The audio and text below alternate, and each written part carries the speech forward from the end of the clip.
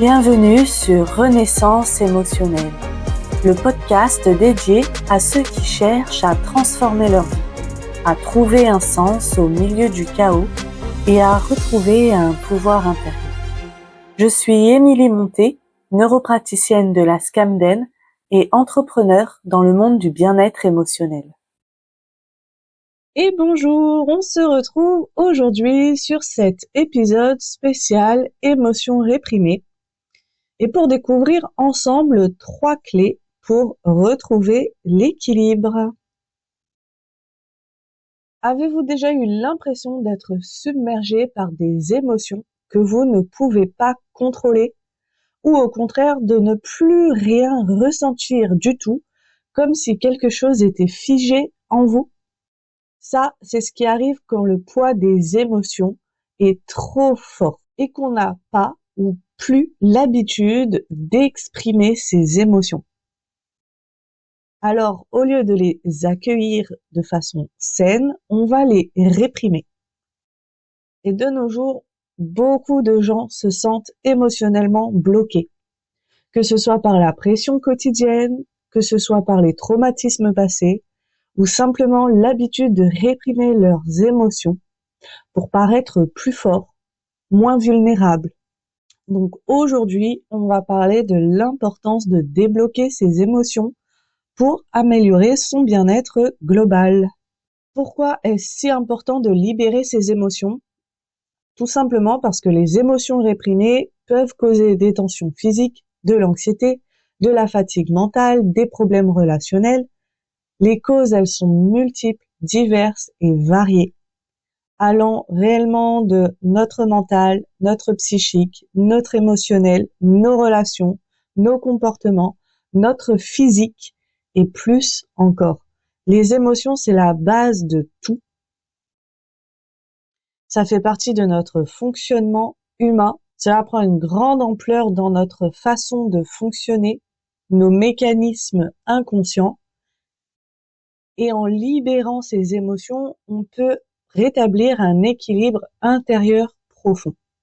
De nombreuses études et recherches récentes mettent en lumière les conséquences profondes de la répression émotionnelle sur le corps et sur l'esprit. Parmi les experts les plus reconnus dans ce domaine, le docteur Gabor Maté et le docteur Bessel van der Kolk ont joué un rôle crucial en explorant comment les émotions non traitées ou refoulées peuvent se manifester sous forme de maladies physiques et mentales. Le docteur Gabor Maté, dans son livre When the Body Says No, montre comment les émotions refoulées, notamment celles liées à des traumatismes passés, peuvent avoir un impact sur la santé physique, entraînant des maladies chroniques, comme les troubles auto-immunes, les cancers ou les maladies cardiaques. Selon lui, l'absence d'une expression émotionnelle saine peut entraîner une dissociation entre le corps et l'esprit, ce qui compromet notre capacité à réguler nos réponses au stress. Le docteur Bessel van der Kolk, dans son ouvrage de référence The Body Keeps the Score, met en lumière comment les traumatismes sont littéralement inscrits dans notre corps. Il explique que les traumatismes, qu'ils soient liés à des événements de l'enfance ou de la vie d'adulte, affectent non seulement le cerveau, mais aussi l'ensemble du système nerveux. Cette perturbation peut mener à des états de déconnexion émotionnelle, d'anxiété ou de comportement autodestructeur. Le docteur Jacques Martel a écrit Le grand dictionnaire des malaises et des maladies, où l'on peut retrouver tous les malaises et les maladies de la vie quotidienne, allant du symptôme à la maladie complexe, et le lien avec notre émotionnel. Ici, pour illustrer, je vais vous lire le passage sur l'émotivité, puisque nous parlons d'émotion dans cet épisode. L'émotivité, ou plutôt l'hyper-émotivité, fait que toutes mes émotions sont à fleur de peau. Un rien me bouleverse. Quand je suis dans cet état, je me sens paralysée. Ma vue se brouille et je peux même en perdre l'équilibre. Je vis insécurité, peur et anxiété. Je suis en hyperactivité mentale et j'ai tendance à tout dramatiser. J'ai aussi tendance à être moins dans l'action, à moins accomplir de tâches, à réaliser très peu de projets, car la peur me paralyse. Je deviens émotionnellement et physiquement fragile. J'ai le réflexe de m'isoler du monde pour me protéger. Les symptômes physiques reliés à l'hyperémotivité sont accélération du rythme cardiaque, serrement de gorge, digestion difficile, allant même jusqu'à des ulcères d'estomac, constipation, diarrhée et raideur musculaire. Ayant peur de l'inconnu, je vais donc prendre des habitudes afin de diminuer cette angoisse. D'où vient cette agitation? Elle peut être le résultat d'un traumatisme affectif, de conflits répétés, d'un climat habituel de vie à base d'insécurité, affective ou matérielle, etc. Ces dernières années, le lien entre les répressions émotionnelles et les troubles psychiques et physiques devient de plus en plus clair grâce à ces recherches. Et les personnes qui n'ont pas la possibilité ou les outils pour traiter leurs émotions accumulent ces tensions dans le corps, souvent sous forme de douleurs inexpliquées, de fatigue chronique ou de troubles somatiques. Et ces symptômes sont en réalité des appels du corps à revisiter ces émotions non traitées et à entamer un processus de guérison. Personnellement, avant, j'avais tendance à me couper de mes émotions parce qu'elles étaient trop intenses, trop douloureuses. Alors, comme si j'avais un bouton off à l'intérieur de moi, je décidais simplement de les éteindre. La conséquence, c'est que je me coupais déjà aussi du positif, parce que bien évidemment, on ne choisit pas quelle émotion on décide de ressentir ou non. Donc c'était vraiment le tout ou rien. Se sentir complètement vide, se sentir déconnecté, d'avoir cette impression de ne plus pouvoir rentrer en relation, puisque je n'ai plus d'émotion.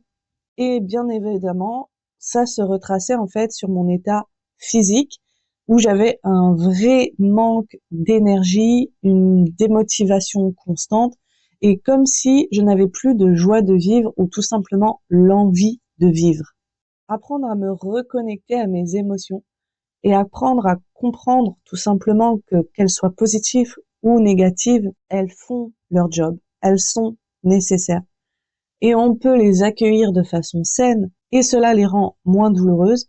Ça m'a permis de me reconnecter à moi, à mon corps, à créer des relations plus saines, plus authentiques, à goûter, apprécier les joies de la vie et tout simplement être mieux dans ma vie de façon générale. Alors ici, je vais identifier 3 signes qui montrent que vous êtes bloqué émotionnellement. C'est une liste non exhaustive, il y en a beaucoup plus. Et d'ailleurs, je vous invite, et je vous en reparlerai à la fin de l'épisode, à mon webinaire le mercredi 16 octobre à 20h, où on va aller plus en profondeur, parler de ces émotions bloquées, réprimées, des symptômes, d'un protocole d'accueil et plus encore. Je vous en reparle tout à l'heure.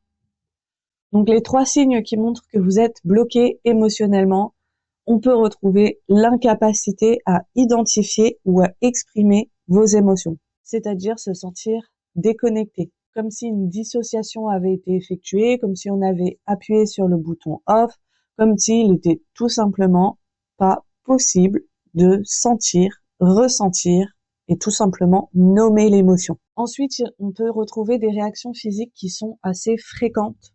Donc on l'a vu dans la lecture du dictionnaire de Jacques Martel, les tensions musculaires, les maux de tête, les digestions perturbées et plus encore, ça peut faire partie des émotions refoulées, des émotions bloquées, des émotions non exprimées et de l'anxiété, du stress ou une irritabilité constante, même sans raison évidente, que ce soit avec nous-mêmes, avec les éléments de vie ou dans des relations de façon plus générale. Ici, je vais vous présenter 3 techniques de libération émotionnelle rapides et dans mon webinaire, on en verra d'autres de façon plus approfondie, avec plus d'explications, donc restez à l'écoute. La première technique, c'est une technique de respiration consciente. La respiration, elle vient vraiment jouer sur notre système nerveux. Elle vient nous faire basculer du système sympathique au système parasympathique. Et elle peut avoir un effet instantané sur le soulagement émotionnel.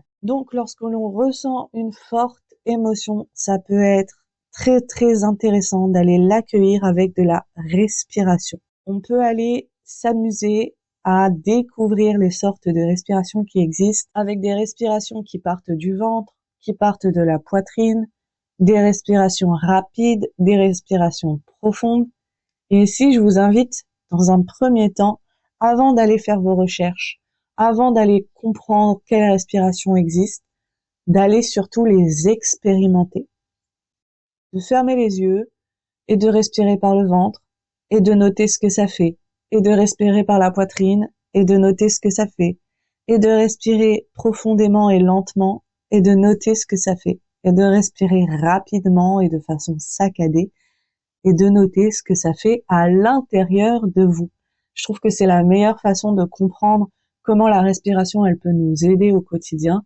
C'est vraiment de passer par de l'expérientiel avant même d'aller chercher qu'est-ce qui existe, comment ça fonctionne, qui a découvert quoi. Donc, allez essayer, allez tester, ouvrez-vous des espaces. La deuxième technique, c'est l'écriture expressive. J'en parle dans presque tous les épisodes parce que pour moi, l'écriture, c'est vraiment le meilleur moyen de pouvoir connecter à son inconscient, de pouvoir libérer, de pouvoir décharger, de pouvoir mettre dans la matière et de garder bien évidemment une trace de ce qu'il se passe. La journalisation pour mettre des mots sur des émotions refoulées, c'est une des techniques que je recommande et que vous pouvez essayer et prendre en main. Et la troisième technique, c'est le mouvement corporel. Le mouvement qui vient relâcher les tensions corporelles et émotionnelles à travers de la danse libre, à travers des étirements, à travers du checking. Le corps parle au travers de ses symptômes, mais on peut aussi utiliser le corps pour aller à la rencontre de notre émotionnel, à la rencontre de notre inconscient et pouvoir libérer ce qui est bloqué à l'intérieur de nous. Essayez ces trois techniques, essayez l'une ou l'autre. Dites-moi en commentaire lesquelles vous connaissez déjà, lesquelles vous faites déjà, qu'est-ce que ça vous apporte, lesquelles sont difficiles pour vous à mettre en place et pourquoi, lesquelles vous n'avez jamais essayé mais que vous allez essayer bientôt. Et encore une fois, je vous invite à vous ouvrir des espaces. Ouvrir des espaces, c'est vraiment physique, émotionnel et psychique. Des espaces dans lesquels vous êtes sans distraction, pas de télévision, pas de livres ou de musique, mais connecté, reconnecté à vous-même pour tester, pour introspecter, pour essayer ces outils qui vous sont donnés. Et si ces exercices vous font du bien ou si vous avez envie d'aller plus loin, j'ai conçu un webinaire spécialement pour vous aider à débloquer vos émotions en seulement 30 minutes. En utilisant des techniques simples et puissantes, vous pouvez retrouver un état de calme et de clarté. Donc je mets le lien d'inscription en description. Je le rappelle, c'est le mercredi 16 octobre à 20h. Vous vous inscrivez à partir du lien, vous regardez vos mails. Sur le mail, vous aurez le lien d'accès pour le jour J de la conférence du webinaire. Pensez à regarder vos spams parce que, bien évidemment, parfois, ça va dans les indésirables. Ça va être un super moment qu'on va passer tous ensemble. Ça va être pour vous l'occasion de, certes, découvrir des techniques simples et efficaces à mettre en place, mais ça va être également l'occasion de pouvoir échanger ensemble, poser vos questions et aller plus loin. Donc, profitez-en. N'attendez plus pour prendre soin de vous, de votre bien-être émotionnel et inscrivez-vous dès maintenant pour commencer à transformer votre vie. Sachez que les places sont limitées, donc c'est le moment. Il ne reste plus que quelques jours pour s'inscrire. Et je vais terminer cet épisode pour conclure en vous rappelant que libérer ses émotions, c'est essentiel pour retrouver son énergie, améliorer ses relations et se reconnecter à soi-même. Et si c'est des sujets qui vous appellent, qui vous intéressent, restez connectés, restez à l'écoute au travers ce podcast, au travers du webinaire, au travers des réseaux sociaux, parce que pour moi, c'est un réel plaisir de pouvoir continuer à vous accompagner et d'avoir vos retours. À très bientôt pour un nouvel épisode.